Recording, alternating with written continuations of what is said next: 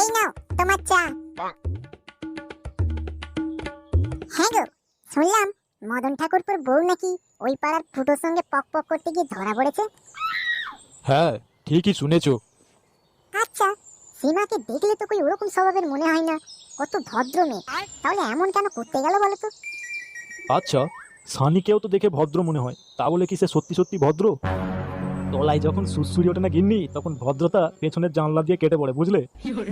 দূর, কি উল্টো পাল্টা বলছো? আচ্ছা, তুমি এই খবরটা কোথায় পেলে?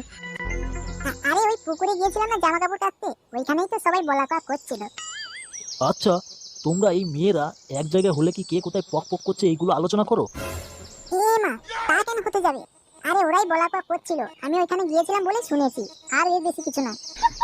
দিনকাল খুব একটা ভালো নয়, বুঝেছো? একটু রাস্তাঘাটে দেখে শুনে চলাফেরা করবে। তবে যাই বলো, মদন ঠাকুরপোর জন্য আমার কিন্তু খুব আফসোস হচ্ছে, বেচারা। এতে লাউড়া আবার আফসোস করার কি আছে? তুমি বাড়া সাইকেল চালাতে পারো না, আর 4 চাকা কিনে নিয়েছো, অ্যাক্সিডেন্ট তো হবেই। তবুও কেন জানি না, আমার খালি মনে হচ্ছে সীমাকে কেউ না কালা জাদু করেছে, বুঝেছো? আজকে 2 বছর ধরে দেখছি, কোনোদিন একটা পরপুরুষের সঙ্গে কথা বলা তো দূর, চোখের দিকেই তাকায় না, আর সে কিনা এরকম কাজ করতে পারে। এই জন্যই বলছি আর কি, তুমি না একবার মদন ঠাকুরপোর সঙ্গে যদি দেখা হয়, তাহলে একবার ওই পাড়ায় একজন সাধু বাবা এসেছেন, ওনার কাছে যেতে বলবে তো, দেখবে তো কি বলে। দূর দূর, আমার কি খেয়ে দিয়ে কাজ নেই নাকি? আমি ওকে এরকম বলতে গেলে উল্টে আমাকেই না খারাপ ভেবে বসে। আরে না গো, খারাপ ভাববে না, তুমি একবার বলে তো দেখো। ঠিক আছে, দেখা হোক, বলে দেখবো কোন।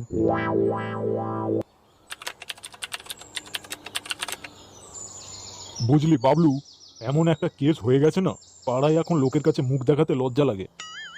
ছি, লাউড়া মান সম্মান বলে আর কিছু থাকলো না রে। মন খারাপ করে কি আর হবে বলতো? যা হওয়ার তা তো হয়েই গেছে। বুঝলি মদন, তোর বৌদি বলছিল না ওই পাড়ার ফুটো তোর বউকে নাকি কালা জাদু করেছে। কি বলছিস? শোন মদন, তুই একটা কাজ কর, আজকের বিকালে তোর বউকে নিয়ে একবার ওই পাড়ায় যা। ওই পাড়ায় যাব? কেন? আরে ওই পারে না, একটা হিমালয় থেকে জাগ্রত সাধু বাবা এসছে রে। তুই তোর বউকে নিয়ে একবার ওই সাধু বাবার কাছে যা, তাহলে যদি ওই পাড়ার ফুটো তোর বউকে কোনো কালো জাদু ফাদু করে থাকে না, তাহলে ওই সাধু বাবা কিন্তু ঠিক করে দেবে। বলেন কি?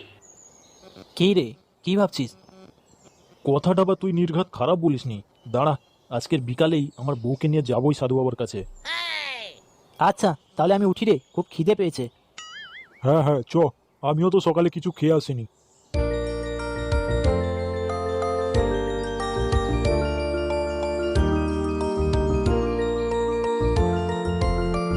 আরে সালা, এ তো দেখছি লেটেস্ট নিউজ। মদনের বউয়ের সঙ্গে ফুটোর চক্কর। বাহ, মালটাকে ক্লাবে গিয়ে ধরতে হবে তো।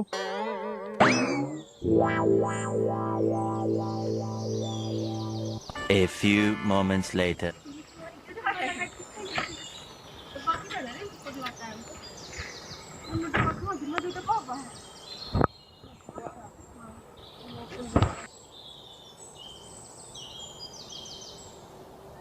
কি রে, তোকে আমি গোটা পাড়ায় খুঁজে বেড়াচ্ছি, আর তুই ক্লাবে বসে বসে টিভি দেখছিস? আমাকে আবার খুঁজছিস কেন রে? পোঁত পোঁত মারবি নাকি? দূর, কি যে বলিস না ভাই, ওর তো তুই সবার মেরে বেড়াচ্ছিস, আমি আবার তোর নতুন করে কি মারবো? মানে কি বলতে চাইছিস? হুম, ভাব দেখো না, যেন ভাজা মাছটাও উল্টে খেতে জানে না। শুয়োরের বাচ্চা, মদনের বউর সঙ্গে পক পক করতে গিয়ে ধরা পড়ে কেলানি খেয়েছিস, তাই না? এই মেরেছে, তুই কি করে জানলি? আরে আমি একা না রে, পুরো পাড়ার লোক জেনে গেছে। কার মেরেছে রে? এখন কি হবে তাহলে? সেসব কথা বাদ দে, মারা একা একাই মধু খেয়ে চলে এলি, আমাকেও তো একবার ডাকতে পারতিস নাকি? শুয়োরের বাচ্চা, এটা কি 55 তলার পোশাক নাকি সবাইকে বিলিয়ে বেড়াবো? আচ্ছা ঠিক আছে, তোকে মারা দিতে হবে না, আমি একাই খেয়ে নেব। মানে কি বলতে চাইছিস? তোকে বলতে যাব কেন? তুই লাউড়া যাওয়ার সময় আমাকে বলেছিলি নাকি? এ বাড়া, তুই কিছু উল্টো পাল্টা করতে যাচ্ছিস না তো? না, তেমন বা কিছু না, ওই আজকের আমিও একটু মধু খাবো আর কি। এ ভাই, তুইও কি মদনদার বাড়ি যাবি নাকি আজকে? আজ্ঞে না বস, আমি যাব না, মদনদাই আসবে আমার কাছে। দাঁড়া দাঁড়া, তার মানে তুই বলতে চাইছিস মদনদার সীমা বৌদিকে নিয়ে তোর কাছে আসবে? হ্যাঁ, ঠিক ধরেছিস। চুদির ভাই, মদনদার খেয়ে দে কাজ নেই, তোর কাছে বৌদিকে নিয়ে আসবে, সত্যি মারা গাঁজাটা যে খেয়েছিস মনে হচ্ছে। ভাই দিনের বেলায় আর জেগে জেগে স্বপ্ন দেখিস না। হেসে নে, যখন সময় আসবে তখন ঠিক দেখতে পাবি। এ মারা কি করতে চাইছিস একটু খুলে বল তো, ওরকম চুদুর মুদুর করিস না, ঠিক আছে? বলতে পারি, তুই আমাকে হেল্প করবি তো? আরে আগে ব্যাপারটা কি সেটা তো বল, তারপরে তো বলবো হেল্প করব কি করব না। এক্ষুনি আমি ক্লাবে আসছিলাম বুঝেছিস, আর ওই যে বড় বটগাছটা আছে না, ওইখানটায় মদন আর বাবলু বলা কোয়া করছিল এই তুই নাকি মদনের বউকে কালা জাদু করেছিস, আর সেই জন্য মদনদা ওর বউকে নিয়ে আজকের বিকেলবেলা আমাদের ওই উত্তর দিকে যে সাধু বাবার আশ্রম আছে না, ওইখানে নিয়ে আসবে। আমি বাড়া আবার কবে মদনের বউকে কালা জাদু করতে গেলাম? শালা বিড়ি খাওয়ার পয়সা নেই, আবার নাকি কালা জাদু মারাচ্ছে। আর রইল গিয়ে সাধু বাবার কথা, সে তো আজকে 3 দিন হলো তল্পি তল্পা গুটিয়ে কেটে পড়েছে হিমালয়। আরে বাড়া, ওটাই তো হচ্ছে টুইস্ট। আয় এদিকে আয়, কানে কানে বলছি।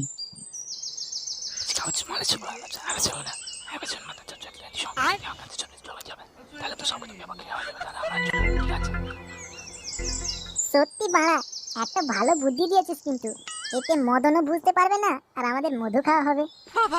ওরে, এমনি এমনি আর আমার টাকের চুল উঠে যায়নি রে, অনেক মাথা খাটাতে হয় বুঝেছিস তো। না মানতে হবে ভাই, তুই গুরুদেব লোক। আজকের বিকালেই হচ্ছে চিনটা পাক ডম ডম।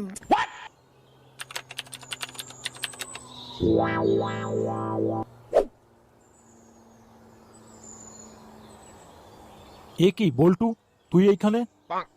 কি আর বলবো মদনদা, বুঝতেই তো পারছো বয়স অনেক হয়ে গেল, এখনো একটা মেয়ে পেলাম না বিয়ে করব বলে, তাই ওই বাবার কাছে এসছি আর কি। ওরে, এর জন্য সাধু বাবার কাছে কেন এসছিস? ভালো কাজবাজ কর, টাকা কামা, দেখবি এমনি লোকে মেয়ে দেবে। ও মদন, তুই এসছিস?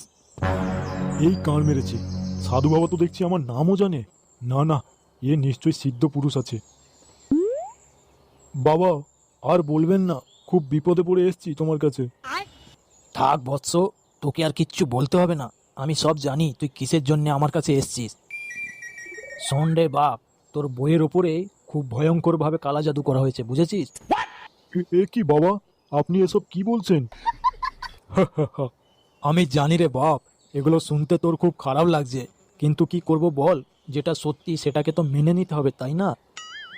আচ্ছা সাধু বাবা, তাহলে কি এই কালা জাদু আর কোনোদিন কাটানো যাবে না? অবশ্যই কাটানো যায়, কে বললো কালা জাদু কাটানো যাবে না? আরে ল্যাওড়া, আমি 10 বছর হিমালয়ে কি পটল বিক্রি করেছিলাম নাকি? ল্যাওড়া, এইরকম জাদু, সাদা জাদু, হলুদ নীল সব ঠিক করে দিলাম, আর এ তো সামান্য ব্যাপার রে। ও, তার মানে বাবা আপনি ঠিক করতে পারবেন? আরে হ্যাঁ রে বাবা, বললাম তো, তোর কি বিশ্বাস হচ্ছে না নাকি? এ মা, কি বলছেন? না না, আমার আপনার উপর একদম বিশ্বাস আছে বাবা। তাহলে এবার আমার বউটাকে একটু ঠিক করে দিন। হ্যাঁ, সে বা ঠিক করে দিচ্ছি, কিন্তু আমার দুটো জিনিস লাগবে। ওই পয়সার কথা বলছেন তো? হ্যাঁ, আমি নিয়ে আসছি, কত লাগবে বলুন। আরে দূর পাগল, পয়সার কথা কে বলছে? তাহলে? ওই কালা জাদু কাটানোর জন্যে তোর বইয়ের খানিক চুল আর একটা নতুন শাড়ি লাগবে। ইয়ে মানে বাবা, চুল না হয় এক্ষুনি ছিঁড়ে দিচ্ছি, কিন্তু শাড়িটা তো আনা হয়নি, আমাকে বাড়ি যেতে হবে তাহলে। আচ্ছা ঠিক আছে, যা, আর হ্যাঁ বেশি দেরি করিস না। না না, তেমন বা দেরি হবে না, ওই যেতে আর আসতে যা সময় লাগে আর কি। কই গো, তুমি এইখানে খানিক দাঁড়াও বুঝেছো, আমি চট করে বাড়িতে গিয়ে তোমার একটা নতুন শাড়ি নিয়ে আসি। আচ্ছা ঠিক আছে, যাও। এ কি, আপনি এখানে এসেছেন কেন? কি গো, আমাকে কি চিনতে পারোনি নাকি? এ মা, ফুটো ঠাকুরপো তুমি? হ্যাঁ গো আমি। আর দেরি করো না, চলো তাড়াতাড়ি। হ্যাঁ হ্যাঁ চলো। নে নে, ঝটপট যা, বেশি এইখানে পীড়িতের গল্প মারাস না, নাহলে এক্ষুনি আবার মদনদা চলে আসবে। আচ্ছা ঠিক আছে, তুই তাহলে এখানে দাঁড়া। হ্যাঁ हे प्रभु हे हरि राम कृष्ण जगन्नाथ प्रेमानंद ये क्या हुआ?